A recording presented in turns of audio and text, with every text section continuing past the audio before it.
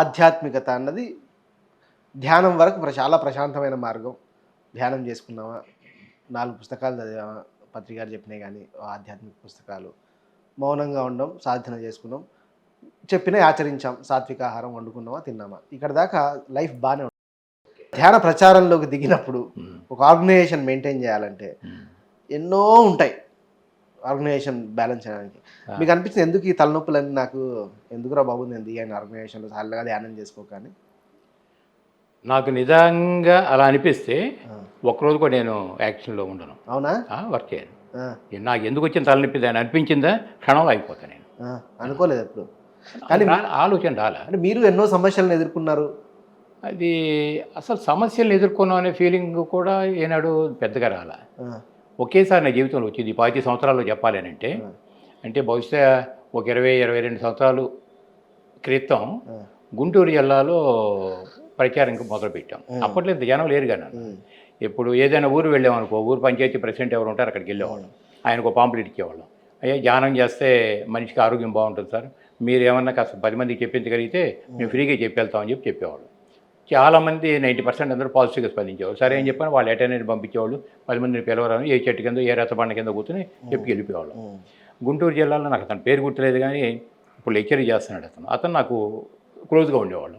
అతను వెళ్ళి పాంప్లెట్ అన్ని పంచి వచ్చేవాడు, ఏ చెట్టు కింద నేను కూర్చునేవాళ్ళం, అయిపోయేది. ఒకరోజు పత్తిపాడు వచ్చే గుంటూరు జిల్లాలో ఆ ఒక్క ఊరు మాత్రం ఈ 25 సంవత్సరాలు నాకేంటంటే అనుభవంలో వెళ్ళాము, కాగితాలన్నీ పనిచేసాం.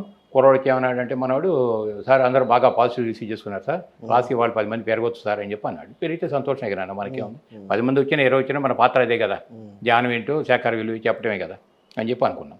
తీరా ఏమైంది, ఒక 7-8 మంది 10 మంది వచ్చారు. చెట్టు కిందకి పెద్ద రచ్చబండిలో ఉండేది, చెట్టు కింద మేము ఇద్దరం కూర్చున్నాం. 10 మంది దాకా వచ్చారు. ఈలోపు ఎవడో ఫుల్ మంది తీసుకొచ్చాడు.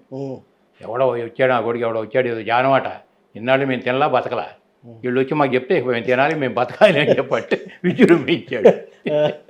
మా ఓడి పక్కన కూర్చుని, సార్ అసలుకి పల్లెటూరు సార్, ఏంటి ఎట్లా అంటున్నాడు, మన పాత్ర ఏంటి అంటున్నాడు. అన్నిటికీ ధ్యానం వేశారండి. కళ్ళు మూసుకుంటూ ధ్యానంలో కూర్చున్నాం, ఇద్దరం ఉన్నాం. వాడు కళ్ళు మూసుకొని నేను కళ్ళు మూసుకొని ధ్యానం చేసుకున్నాం అంతే.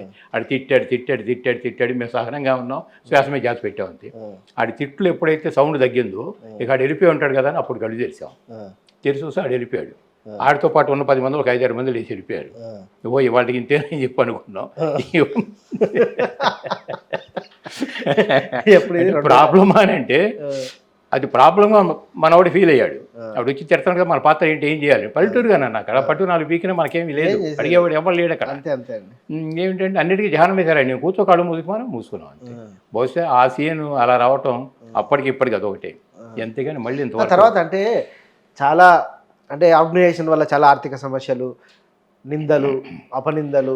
ఆర్థిక సమస్యలు అనేనా వస్తాయి.